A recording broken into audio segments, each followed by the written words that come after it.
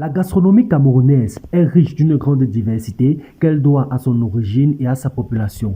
Elle est particulièrement réputée pour la finesse et l'équilibre de sa cuisine, le dosage des épices et des condiments confère au plat un goût surprenant. Dr Zoom vous invite à prendre part à un voyage culinaire à destination de l'Afrique et du Cameroun. Découvrez sans plus attendre notre top 10 des plats camerounais les plus populaires.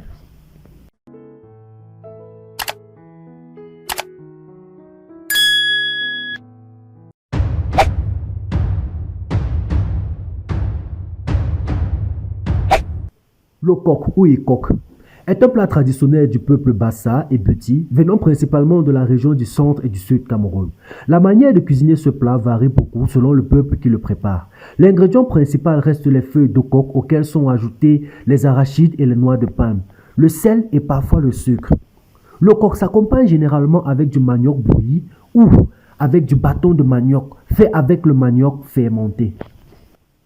Le héron, originaire du sud Cameroun, c'est un délicieux mélange de feuilles de coq, de watalif comparable aux épinards, d'huile rouge, des crevettes et beaucoup de viande, telle que la viande du bœuf ou la peau du bœuf. Il est presque toujours accompagné du couscous de manioc, du tapioca et du watafoufou. Le ndolé est sans doute le plat le plus connu du Cameroun. Je suis sûr que plusieurs d'entre vous, ceux qui connaissent déjà ce plat, le considèrent comme le plat national du pays. Or, c'est pas forcément vrai. Le ndolé est le nom camerounais d'une variété de plantes. C'est des feuilles vertes qui doivent être préalablement lavées pendant des heures avant la cuisson. Le ndolé vient du peuple Sawa, plus précisément dans la région du littoral. Pour cuisiner ce plat, il faudra des feuilles de ndolé bien lavées, de l'arachide, de l'huile, de l'oignon, des crevettes, de l'eau, de l'ail, du piment, du sel, du poisson fumé ou de la viande. Ce ragoût savoureux est généralement servi avec du manioc fermenté, le bobolo, du plantain, du riz ou de l'igname. Le poulet DG est un savoureux mélange de poulet frites et de plantain frites sauté dans une sauce tomate copieuse. Le plat est généralement garni de beaucoup d'autres légumes tels que les carottes, haricots verts, poivrons, oignons, ce qui rend le plat vraiment plus attirant et plus savoureux. Vous vous demandez sûrement d'où vient le nom DG dans le poulet DG. Il signifie tout simplement directeur général. C'était à l'époque, pendant les années 80, un plat réservé aux gens de la haute classe. Il est recommandé de le servir chaud. Le taro sauce jaune. La sauce jaune est une soupe faite avec du kangwang, une sorte de pierre de chaux, d'eau, d'épices et d'huile de palme. L'huile de palme change la couleur de la soupe en jaune, ce qui explique le nom. Très présente chez les Bamileke, peuple originaire de l'ouest du pays, le plat était traditionnellement préparé et consommé par le peuple Ngemba, de la région du nord-ouest du Cameroun, dont il est issu. Sous l'appellation de soupe atu ou datu soupe, la sauce jaune est servie avec du taro et s'accompagne généralement de la viande de bœuf, surtout de la peau de bœuf, ou du poisson bouilli, frit ou fumé. Le kondré, originaire de la région de l'ouest du Cameroun, c'est un délicieux ragoût fait avec du plantain non mûr, des tomates, des oignons, des épices et surtout beaucoup de viande, comme le porc, la chèvre ou le bœuf.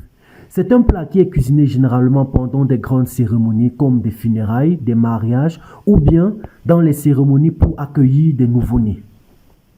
L'ekwang ou ekwang coco est un délicieux plat fait principalement avec les macabos. Il s'agit de macabos râpés attachés dans des feuilles de macabo et cuits avec de l'huile de palme et d'autres condiments aromatiques. C'est une recette qui tire ses origines de la région du sud-ouest du Cameroun, plus précisément chez les peuples Bafoua. C'est vrai que la cuisson des coins prend énormément de temps, mais ça vaut largement la peine, car une fois servi, il disparaît aussitôt dans les assiettes. Miam miam, tellement c'est bon.